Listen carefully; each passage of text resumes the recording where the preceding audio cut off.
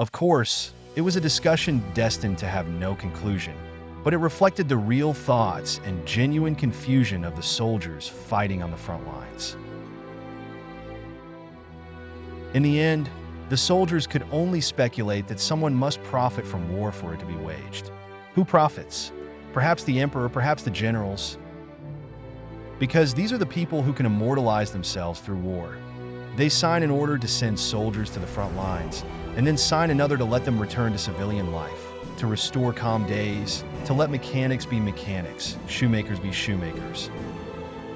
Young students continue their studies, and children continue living with their mothers.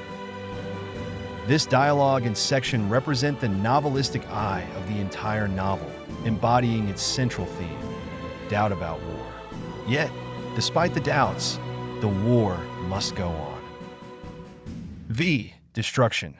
Quiet on the Western Front, Paul's platoon received orders to move back to the front lines again, as intelligence indicated another French offensive was imminent. They had to prepare for reconnaissance this time, sneaking up to the front lines of the French positions to assess their strength. They split up and cautiously advanced under cover of darkness, crawling through barbed wire. Paul slid into a shallow shell hole, observing the enemy positions across. Suddenly, a flare burst overhead, followed by shells exploding around them. The scouts were exposed. Paul dared not move, bullets whizzing by. He lay low in the crater, separated from his comrades. Imagine this. Paul crawled out of his own position, flares and shells exploding all around, disorienting him completely. He found a larger, deeper shell hole, but flares still lit up the sky. Shells still rained around him. Paul stayed in this deeper crater all night, and what was he waiting for? He waited for German soldiers to rush up so he could reunite with his comrades. He heard footsteps approaching, but they were heading towards the German lines. It was the French attacking. Their footsteps passed right over his head. Picture this scene. Paul lying motionless in the crater, submerged in rainwater, pretending to be dead. French soldiers leaped over and around him, rushing towards the German lines. Yet Paul still gripped a knife. Why? The author wrote, "If someone comes, bashes my head with a rifle, but I'll draw my knife and stab his throat to silence him. No other choice. Or he'll be as scared as I am, and we'll fight in terror. I must win." Notice that line? This book is a classic because of the author's precise wording. Thanks to our translator, Johnny. Paul said, "We'll fight in terror. I must win." He didn't say, "We must fight for our country." Earlier, they debated why they fought this war, all failing to understand the reasons and meaning, unable to accept them. Later, judging from the French footsteps, Paul concluded their assault had been repulsed. Just then, a French soldier slipped into the shell hole where Paul lay. Imagine that, retreating in a panic, he slipped and fell in.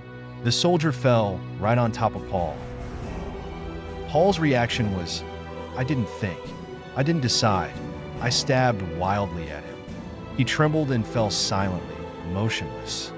Paul stabbed the man with his knife and also scared himself, crawling away, staring hard at the dark figure. At night, Paul couldn't see clearly, but he could see his bloody hand, feeling nauseous. He grabbed dirt, smearing his hand to hide the blood. This detailed description truly touches the heart. Paul preferred his hand to be dirty, not bloodstained. Paul thought the man had died, but he hadn't. He was dying. At first, he could still gurgle, trying to speak, but couldn't.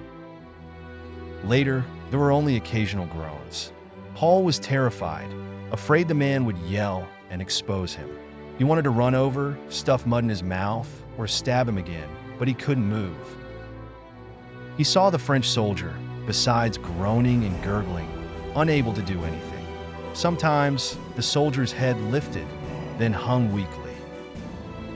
Paul started to move towards the French soldier, inch by inch, stopping occasionally, only 3 meters apart. It was a terrifying 3 meters, a distant and frightening journey.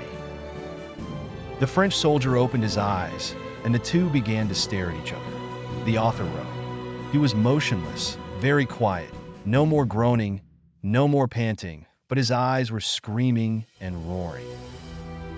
In those eyes, all his vitality was concentrated into an incredible effort to escape, and was concentrated on the fear of death and me.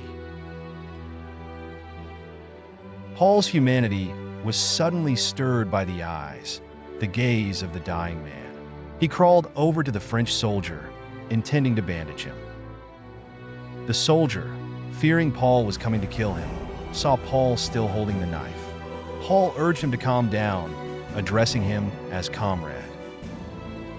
Paul said, "Comrade, comrade, don't be afraid. I'm here to help you." He gave the soldier water and, cutting open his clothes, found 3 wounds. Paul thought, he was the first person I killed with my own hands, the first person I watched die. His death was my doing. After a night, at 3 o'clock in the afternoon, the French soldier died. Dead enemies were no longer enemies. They became real, specific people. Only now did the author describe the French soldier's appearance: brown eyes, black hair, and brown skin. Paul was gripped by immense fear and despair because he couldn't go anywhere and was still lying in the shell hole with the soldier's body. He once tried using his helmet to test, but it was shot off by French bullets. The firing was low, and Paul knew the French were watching everything that moved on the horizon, so he dared not leave. It was 3 o'clock in the afternoon, broad daylight, visible to anyone. A day and night passed. He couldn't go anywhere, couldn't do anything, and couldn't move.